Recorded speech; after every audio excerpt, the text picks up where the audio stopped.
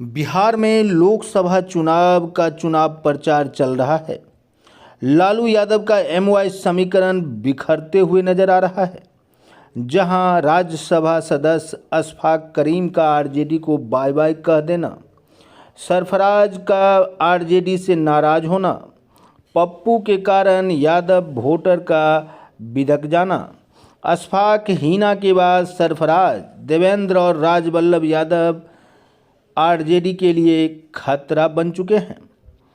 पूर्णिया से पप्पू यादव भी आरजेडी को प्रभावित करेंगे।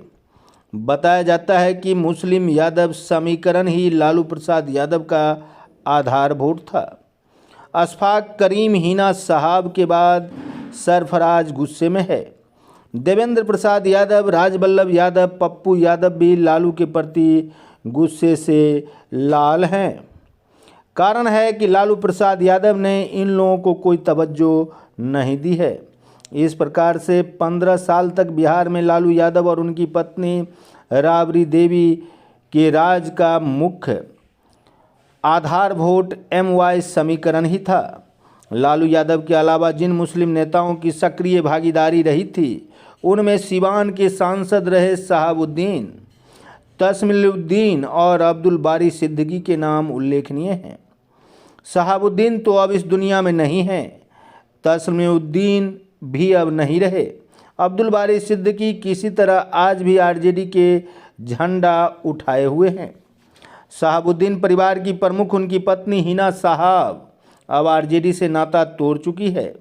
दिवंगत पूर्व केंद्रीय मंत्री तस्मीउद्दीन के बेटे पूर्व सांसद सरफराज आलम इस बार टिकट न मिलने से लालू से खासे नाराज हैं। आरजेडी कोटे से राज्यसभा का सफर कर चुके अशफाक करीम ने तो इस्तीफा दे दिया, साथ ही उन्होंने जदयू का दामन भी थाम लिया। यादव नेताओं की बात करें तो देवेंद्र यादव पहले से ही आरजेडी के खिलाफ बगावत का झंडा उठा चुके हैं। आरजेडी का मुस्लिम यादव समीकरण अब दरकने लगा है। इसकी गूंज भी सुनाई पड़ रही है। लोकसभा चुनाव के बाद अगले ही साल बिहार में विधानसभा चुनाव भी होने वाला है। ऐसी स्थिति में अशफाक करीम जैसे मुस्लिम नेताओं का आरजेडी से अलग होना बहुत बड़ी बात है। सरफराज आलम भी आरजेडी के खिलाफ हो गए हैं। ऐसी स्थिति में जहां एक और एमवाई समीकरण को लेकर आरजेडी हमेशा से आगे रही है, वैसी स्थिति में इन मुस्लिम नेताओं के बिदकने से आरजेडी को नुकसान तो हो ही सकता है। देवेंद्र यादव और वीरसिंह पटेल ने भी साथ छोड़ दिया है। ऐसी स्थिति में लोगों का मानना है कि लालू प्रसाद पर पुराने नेताओं ने बाय बाय कहते हुए आरजेडी को छोड़ दिया है। झंझारपुर के सांसद रह चुके देवेंद्र यादव की पीड़ा भी कुछ इसी प्रकार की है। नवादा में 2 विधायक प्रकाश और विभा बागी हो गए हैं। राजवल्लभ यादव की विधायक पत्नी विभा देवी और विधायक प्रकाश वीर निर्दलीय उम्मीदवार विनोद यादव के समर्थन में नवादा में प्रचार कर रहे हैं। वहां आरजेडी ने श्रवण कुशवाहा को टिकट दे रखा है। ऐसी स्थिति में आप कह सकते हैं कि एमवाई समीकरण के बदौलत बिहार में वर्षों तक राज करने वाले लालू प्रसाद यादव पर इस वर्ष मुसलमान एवं यादव ने ही कई आरोप प्रत्यारोप लगाकर आरजेडी को यह चेताया है कि वह यादव और मुसलमान का इग्नोर कर रहे हैं।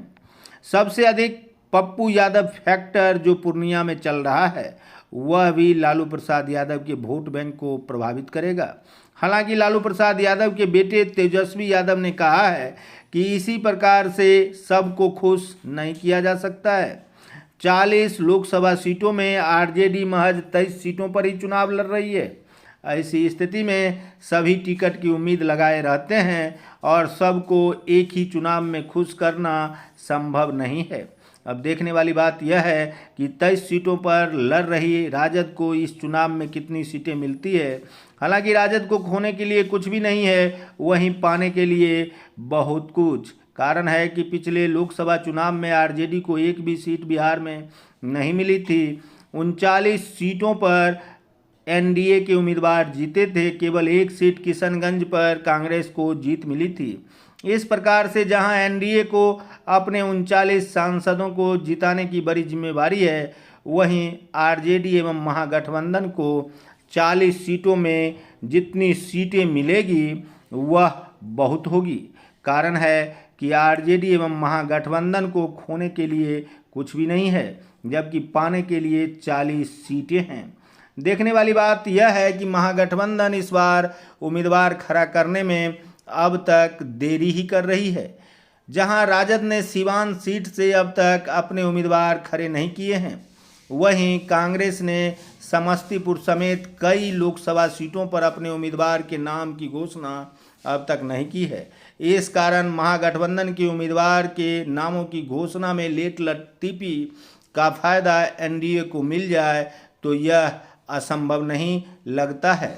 ऐसी संभावनाएं जताई जा रही है कि महागठबंधन के उम्मीदवार का नाम का ऐलान जितनी देर से होगी उतना ही महागठबंधन को घाटा होगा। आखिर इसका क्या फ़ायदा और क्या घाटा होगा, यह तो आने वाला समय बताएगा। देखते रहिए संजीवनी बिहार और पाते रहिए नई नई जानकारियाँ। हम हैं संजीव कुमार सिंह और आप देख रहे हैं संजीवनी बिहार।